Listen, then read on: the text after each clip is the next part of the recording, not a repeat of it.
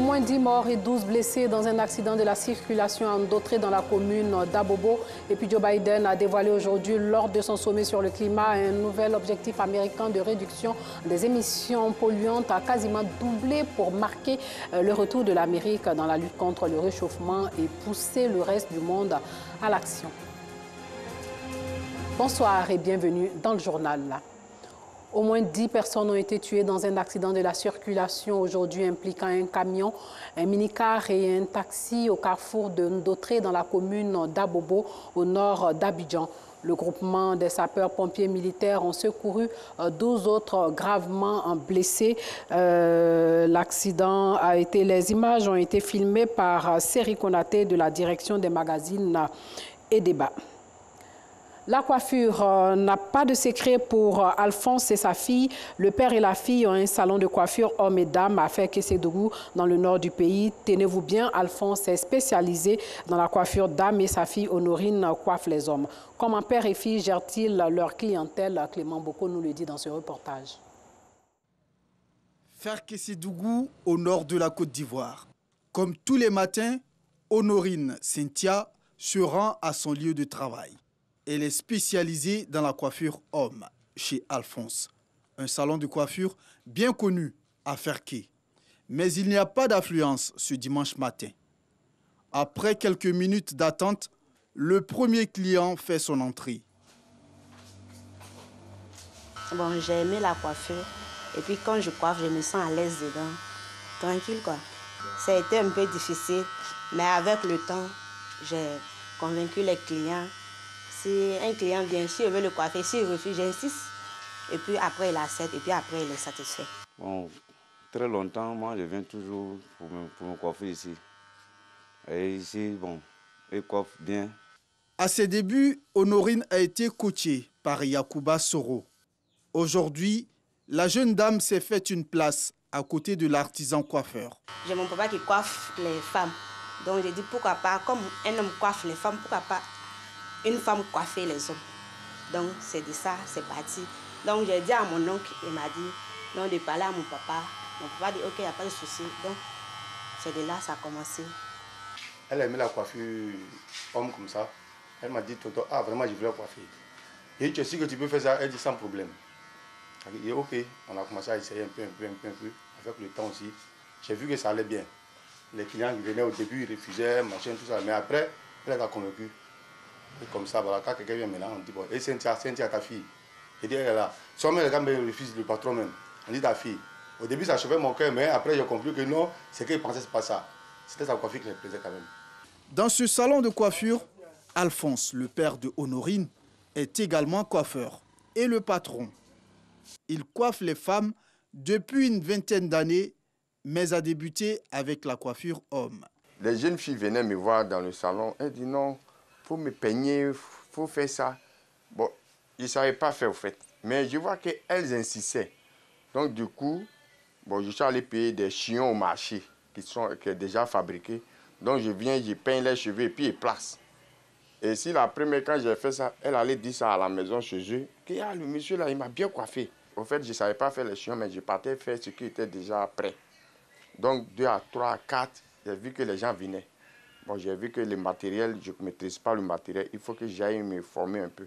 Ma première fois, quand maman m'a envoyé chez lui, j'ai dit, mais comment se fait-il qu'un homme peut faire coiffer des dames? C'était lors de mon baptême.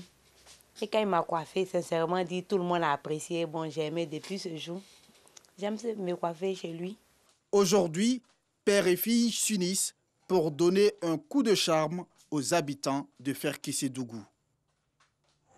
Je vous disais à l'entame de ce journal qu'au moins 10 personnes ont été tuées aujourd'hui dans un accident de la circulation impliquant un camion, un minicar et un taxi au carrefour de Dautré.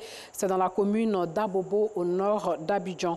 Le groupement des sapeurs-pompiers militaires a secouru 12 autres personnes gravement blessées. L'accident a fortement perturbé le trafic routier dans cette zone aujourd'hui. Et ce sont des images de Séri Konaté de la direction des magazines et débats. Restons à Bobo-Ndotré où il existe depuis plusieurs années un nouveau site dédié aux ferrailleurs, surtout ceux d'Adjamé et d'Abobo, Anador, dont les activités étaient un frein à la fluidité du transport routier. Sur le nouveau site, donc plus de 3000 magasins inoccupés pour la plupart en empêchent. Ceux exerçant sur le site veulent mieux organiser, raison pour laquelle, par l'entremise de l'Association des ferrailleurs de Côte d'Ivoire, AFCI, ils ont sollicité plusieurs soutiens, l'Espagne notamment, qui a répondu favorablement. Un cadre de partenariat est envisagé et pour amorcer celui-ci, une délégation espagnole a visité le nouveau site des ferrailleurs en présence de notre reporter Franck Quadio.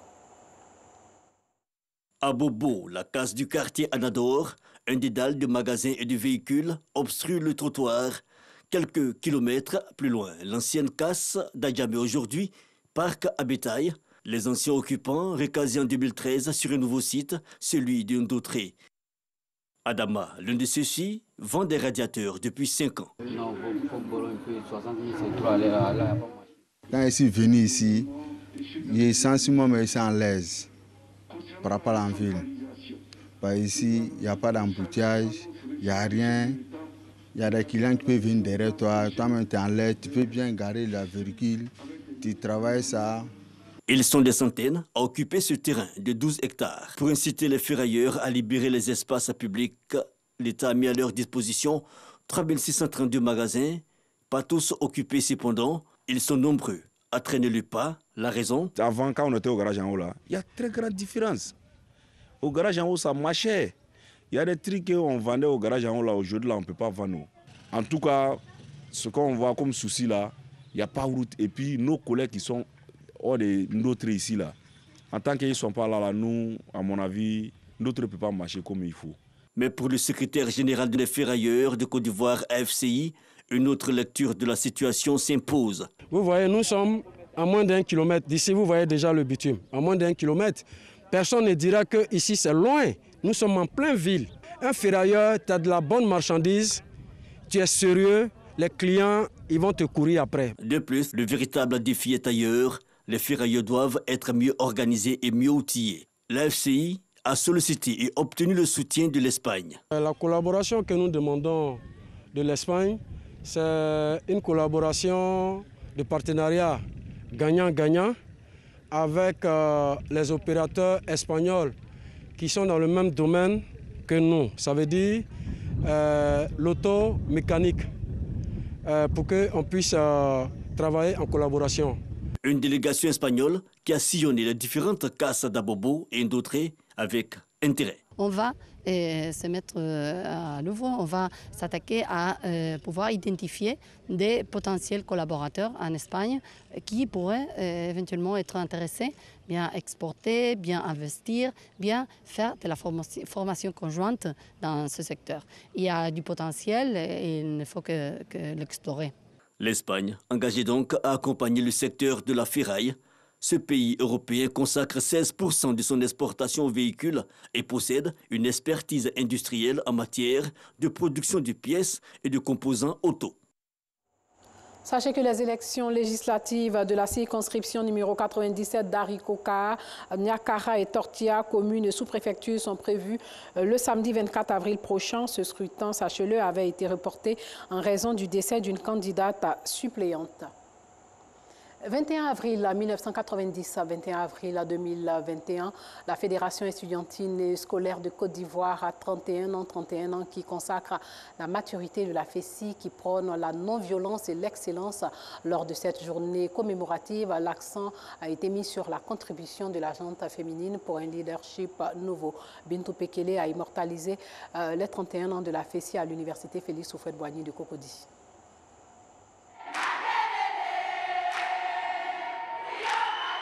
Mariam Koné et ses amis sont des jeunes étudiantes militantes de la Fédération estudiantine et scolaire de Côte d'Ivoire, FESI. Elles ont rejoint le mouvement en vue de faire respecter leurs droits. Chanter reste un canal de communication pour elles. Nous, les jeunes filles syndicales, nous avons décidé d'intégrer la FESI pour montrer qu'on peut faire comme les hommes. On peut arriver à un niveau où les hommes aussi peuvent arriver. On donne des directives aussi à suivre. Quand on est content, on chante. Quand on est fâché, on chante. Tout ce qu'il y a, c'est le chant qui nous rapproche. Comme Mariam, les jeunes filles s'intéressent de plus en plus à la FESI. Le 31e anniversaire de la fédération leur est dédié. La thématique de cette célébration l'illustre bien. Contribution de la jeune fille syndicaliste dans la mise en place d'un nouveau leadership, modèle incontournable de gouvernance. Pour Sinclair Allah, secrétaire général de la fédération, la douceur de la jeune fille permettra au syndicat de prôner la non-violence. Lorsqu'il y a beaucoup de filles dans notre mouvement, alors à la création, pour nous autres chrétiens, on parle de la mère de Jésus. Voilà donc pour nous, l'instinct maternel va permettre aux hommes de comprendre qu'on peut poser les problèmes sans forcément s'énerver, sans forcément lancer un coup de poing. Aujourd'hui, on a mal de voir des jeunes filles qui squattent des amphithéâtres. Elles sont livrées à la prostitution, elles sont livrées à beaucoup de choses. Et donc, pour nous, il faut déjà démontrer au système qu'il y a des filles au sein de la FESI. Mais le combat que nous menons, c'est pour toutes les étudiantes et tous les élèves. 31 ans après sa création, la FESI se veut aujourd'hui un syndicat mature, une vision saluée par les responsables de l'université de Cocody. Avec le nouveau comportement responsable et l'éloignement de la FESI de la violence que nous constatons avec beaucoup de plaisir dans nos campus universitaires. Nous les encourageons en cela et c'est pourquoi partout, nous serons toujours à leur côté, en toutes circonstances. Nous voudrons vraiment compter sur eux. Les Ivoiriens qui ont bâti demain ne vont pas tomber du ciel et nombreux viendront de la FESI, comme ils sont nombreux, les anciens de la FESI, dans l'administration ivoirienne au service de la Côte d'Ivoire. Sans un climat apaisé, on ne peut rien faire de durable. Ni les enseignements, ni les travaux de recherche ne peuvent être conduits. Nous souhaitons que ces travaux puissent contribuer à apaiser davantage le climat sur tous les espaces universitaires. Abiba Tidou, présidente de l'université de Daloa, a instruit les jeunes filles sur le thème du jour. Pour elle, militer rime avec bons résultats scolaires. Le poing gauche levé, la gorge déployée, les militants de la FESI expriment leur appartenance au syndicat à travers son hymne avant d'entamer une procession vers la paroisse Sainte-Famille de la Riviera où la fédération a vu le jour le 21 avril 1990. Les festivités des 31 ans de la FESI prendront fin le 24 avril prochain. 100 golfeurs se lancent à la conquête du trophée Félix Houphouët-Boigny de l'Open de golf d'Épuisières au Golf Club de Yamoussoukro dans le centre du pays. La 21e édition marque le retour de la Côte d'Ivoire sur le circuit international de golf. Le coup d'envoi a été donné par le ministre de la Promotion des Sports. Le reportage de Seydou Koulibaly de RTI Sport. Et c'est parti pour la 21e édition de l'Open de golf du trophée Félix Houphouët-Boigny. C'est le ministre de la Promotion des Sports et du Développement de l'économie sportive, Paulin-Claude Danho, qui par ce peut a donné le coup d'envoi de la 21e édition de l'Open de Côte d'Ivoire sur le parcours du Golf Club de Yamoussoukro. Un patron du sport ivoirien heureux de voir cette compétition qui porte le prestigieux nom du premier président de la République ivoirienne. C'est ma première sortie officielle pour une compétition d'une fédération. Et j'ai tenu à venir à Yamoussoukro. D'abord pour montrer que la Côte d'Ivoire est de retour dans le Conseil des Nations et que le golf joue par cet Open un rôle très important dans la promotion et le rayonnement international de notre pays. Je suis aussi venu pour montrer que toutes les fédérations sportives, tous les sports seront promus à travers le ministère en charge de la promotion des sports. Après une mise en berne l'année dernière pour cause de Covid-19, l'Open de Côte d'Ivoire semble avoir retrouvé un nouveau souffle. Une centaine de golfeurs issus de 20 pays prennent part à cette compétition. Les golfeurs vont s'affronter 3 jours durant sur le parcours très sélect de Yamoussoukro, un 18 trous de classe internationale. L'African Golf Tour, qui accompagne la Fédération ivoirienne de golf, a offert 1200 balles de practice pour les entraînements des golfeurs.